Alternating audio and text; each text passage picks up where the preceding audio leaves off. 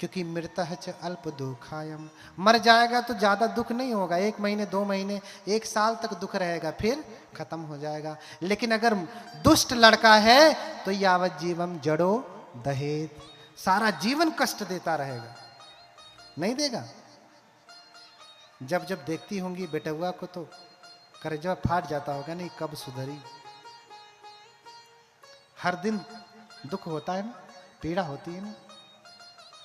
इसलिए कहता हूं कि आप नहीं सुधार सकती। कल बताया कि कल कैसे बेटे बेटी की खेती करेंगे, वहां से गलती सुधारिए। दूसरा, बच्चा खुचा जो रह जाएगा तब हमारे पास लाइए। पहले आप खेती सही से करिए, फिर हमारे पास रहिए, फिर बच्चा खुचा हम सुधारेंगे। पहले ही बेंगवा गड़बड़ कह देगा तो हम कैसे सुधार? हाँ, बोलिए भगवान बुद्ध की। तो नहलाना धुलाना मालिश करना, पहले प्रसाद चढ़ाना माता पिता को, पादानंद धोवनी ने चो, हाँ?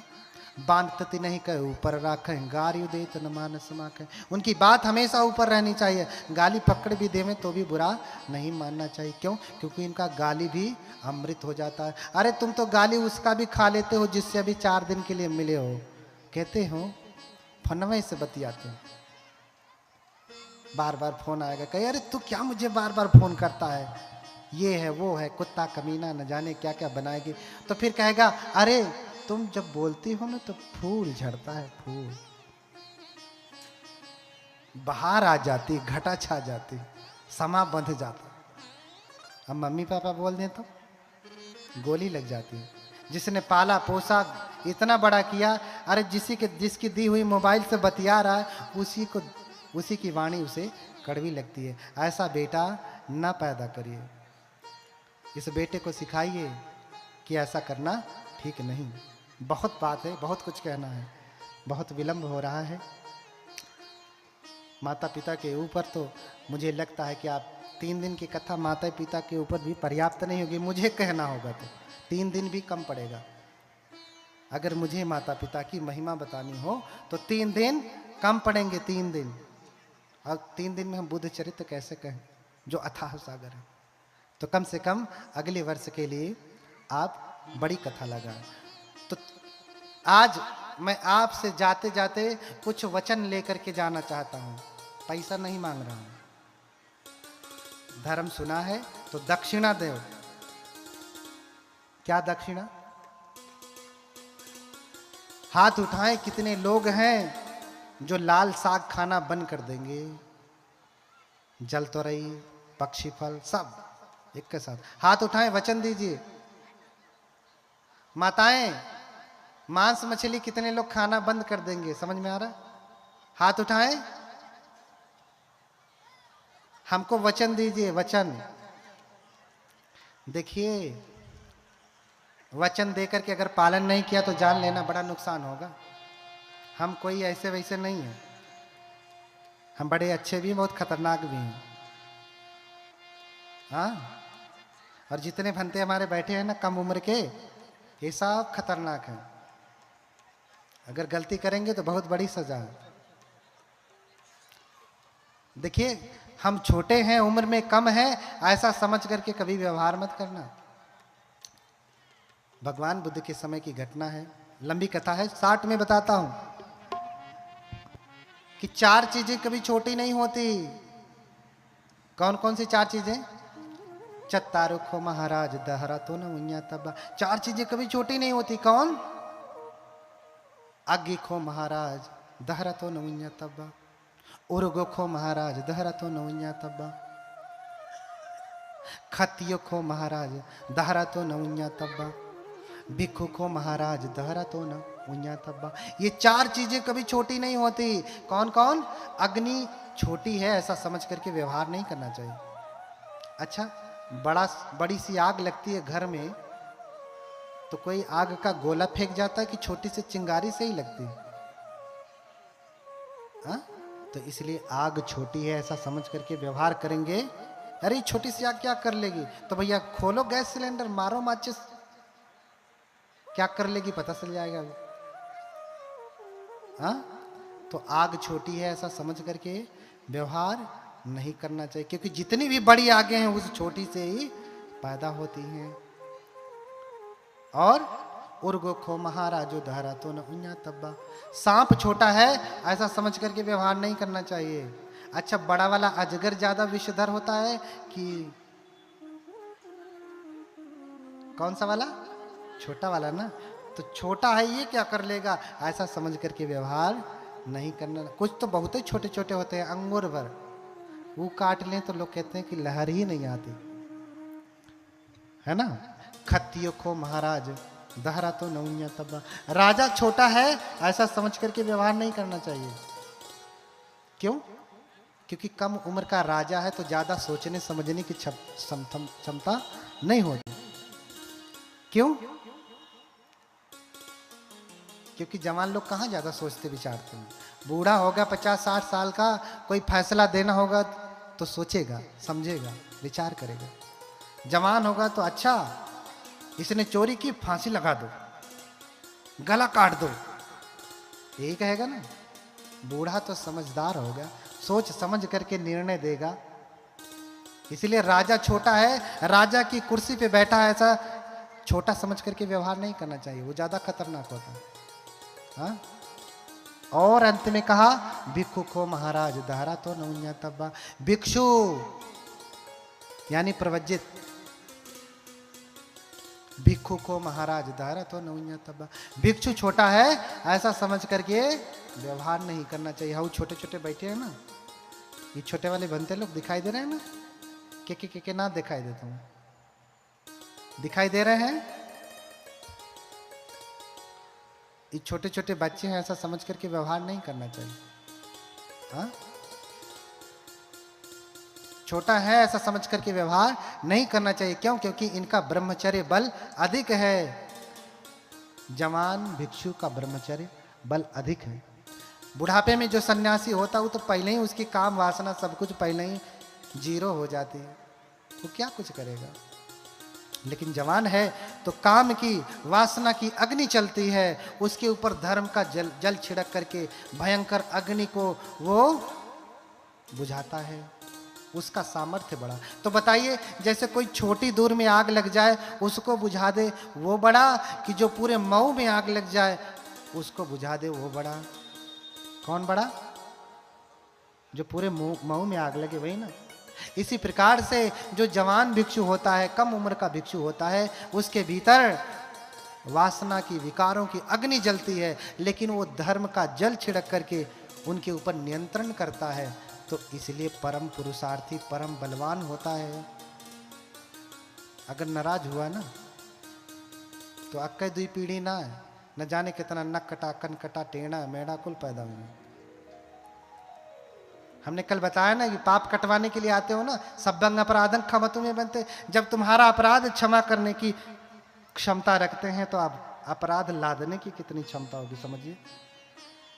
हाँ, अपराध काट सकते हैं। एक बार मुकदमा दर्ज हो गया तो फाइल खत्म होती है जल्दी ना, बहुत चलती है। FIR हो गया तो जीवन भर चलता रहता है। ठीक है, खत्म करना बहुत बड़ी बात होती है, लेकिन FIR करना ये तो बहुत ही आसान है। तो आपका अपराध काट सकते हैं तो अपराध लाद भी सकते हैं, क्योंकि बहुत लोग कटवाने आते हैं, यह हरियन से उधरियन कर देंगे। इनका काटे हैं ना अपराधं क्षमत में, इनका क्षमा किए, इतना अपराध हमारे पास आया, अच्छा तो जाओ मेरे पास मत रहो, इधर जाओ। हाँ, इनका पूरा कटाया हुआ इधर घुमा दे। इसलिए मैं कह रहा हूं कि मुझे वचन दीजिए कि आप बुद्ध को मानने वाले हैं तो आज के बाद से लाल साग नहीं खाएंगे। अब हाथ उठाइए, अब हिम्मत है तो हाथ उठाइए, जोर से उठाइए। मैं देख नहीं पा रहा हूं, अंधेरा भी है, अब थोड़ा थोड़ा बूढ़ा भी होने लगा हूं। बोलिए भगवान बुद्ध की।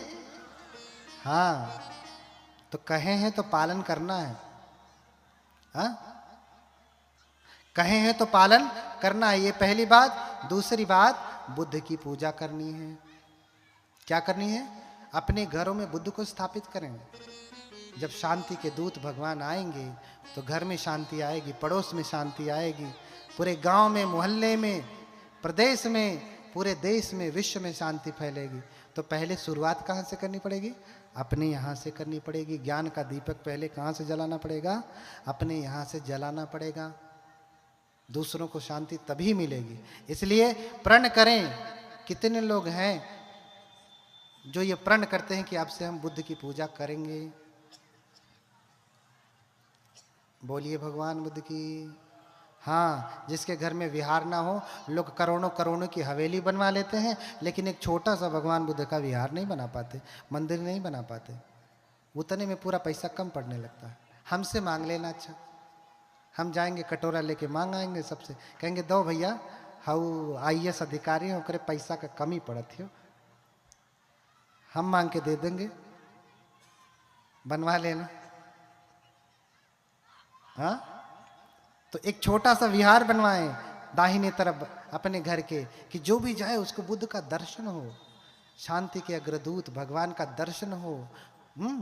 क्योंकि बुद्धोति सद्दं दुर्लभो लोके, बुद्ध का दर्शन, बुद्ध का शब्द सुनना भी अपने आप में बड़ा दुर्लभ है। किच्छो बुद्धानंग उपादो, उनका उत्पन्न होना तो और भी दुर्लभ है। इसलिए घर घर बुद्ध क्या हो? घर घर में बुद्ध हो, तभी शांति आएगी। ठीक है, बुद्ध की पूजा करेंगे। तीसरा क्या? हाँ, तीसरा माता पिता की सेवा करेंगे। ठीक है, माता पिता की सेवा करेंगे। किसकी? कैसे करना है? प्रणाम करके ही नहीं करना। घर से बाहर निकलिए तो घर के जीवित देवी देवताओं को प्रणाम करिए। अरे जब भंते के आने पे प्रणाम करते हो, जाने पे प्रणाम करते हो, सुबह उठते ही प्रणाम करते हो, अपनी मम्मी पापा को नहीं कर सकते?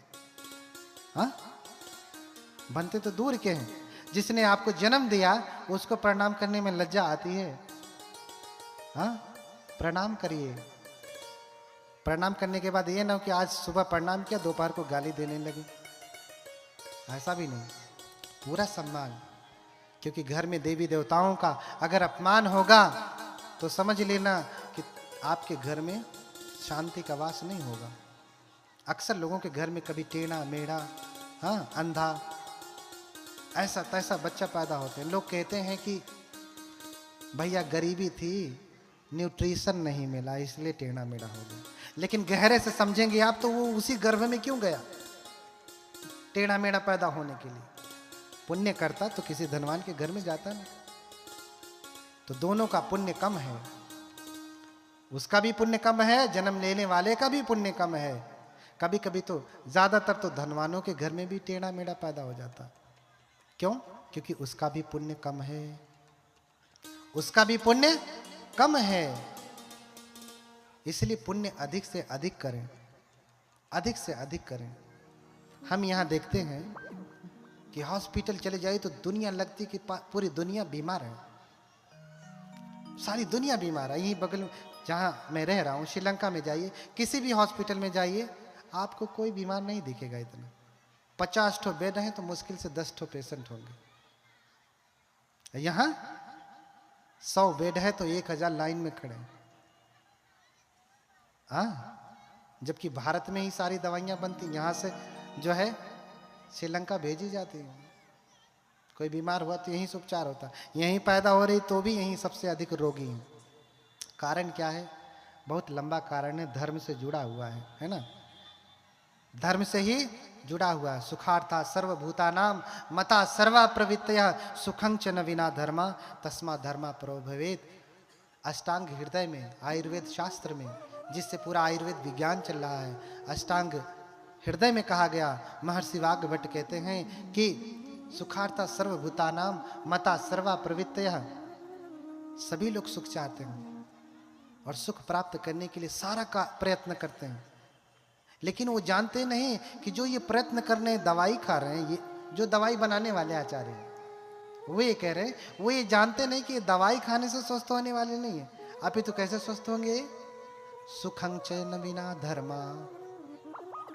क्या कहा? सुखं च न विना धर्मा तस्मा धर्मा परो भवेत्। सुख बिना धर्म के नहीं आता, शरीर बिना धर्म के निरोगी नहीं होता।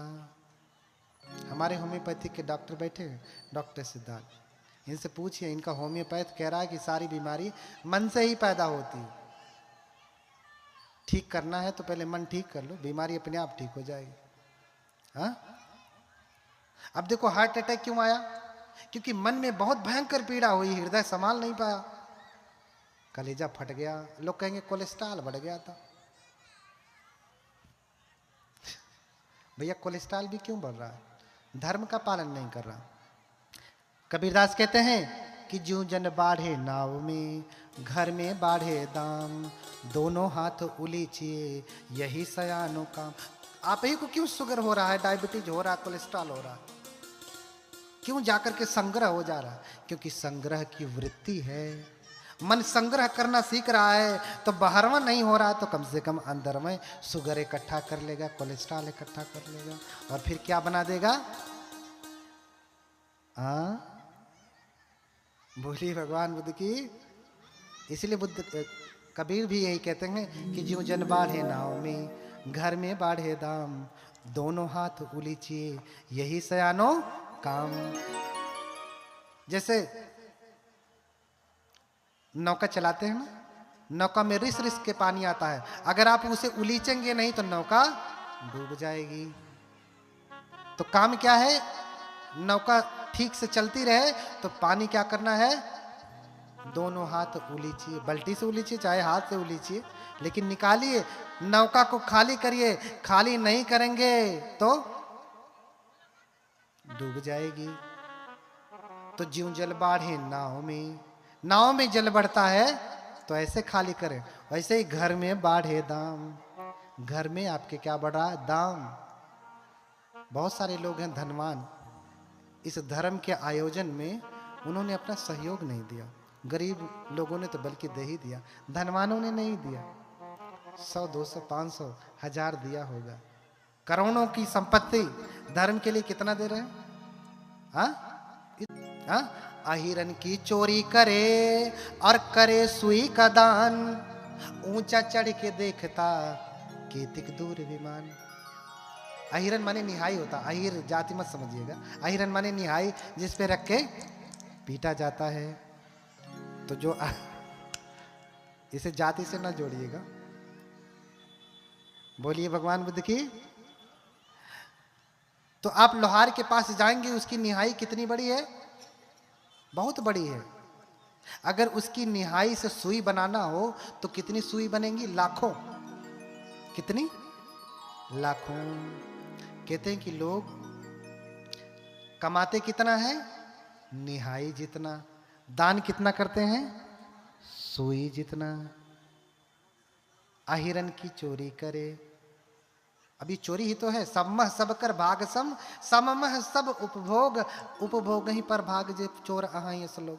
बुद्ध पहले ही कह रहे हैं कि भैया इस संसार की धरा पे समस्त प्राणियों का अधिकार है। ये बात अलग है तुमने बल से ज्यादा ग्रहण कर लिया और निर्बल पा नहीं सका। आपके घर में कोई, आपके बगल में कोई पड़ोसी गरीब है तो आपको उठाना चाहिए, और पड़ोसी अगर गरीब है तो उसे कृतज्ञ होना चाहिए जो इसके ऊपर उपकार कर रहा है। नहीं भी कर रहा है तो आप उसके ऊपर उपकार इसलिए कर रहे हैं कि 24 घंटा आपकी चापलूसी करता बैठे, इसलिए आप सहयोग कर रहे हैं। तो भैया तुम रह दो, चापलूसी करवाना है तो कहीं देर देना, नाम लिखवा लेना, हाँ, और नाम बुलवा लेना, फला आदमी इतना दान दिया। तो अपने उस पुण्य का तुमने लेबल लगवा लिया। अब पुण्य क्या मिलेगा? जो दान दिया उसका क्या लगवा लिया? लेबल। ये बुद्ध विहार बनवाया, 1 लाख रुपया दान दिया, तो लिस्ट में सबसे पहले नाम किसका? मेरा। तो भैया जो तूने दान दिया, जितनी बार लोग पढ़ेंगे 1 रुपया कम में होता रहेगा उसमें, तुमको नहीं जाने वाला है। हाँ, अहिरन की चोरी करे, करे सुई का दान, ऊंचा चढ़ के देखता केतिक दूर विमान। कमाता अहिरन जितनी है, निहाई जितनी, दान कितना करता है? सुई जितना, और फिर सीना ऊंचा करके कहता केतिक दूर भी, मैं तो स्वर्ग ही जाऊंगा, बड़ा पुण्य का काम किया, सुई जितना दान दिया। हाँ? ऊंचा देख के, हाँ, कहते हैं कि ऊंचा मुख करके कीर्तन करता है।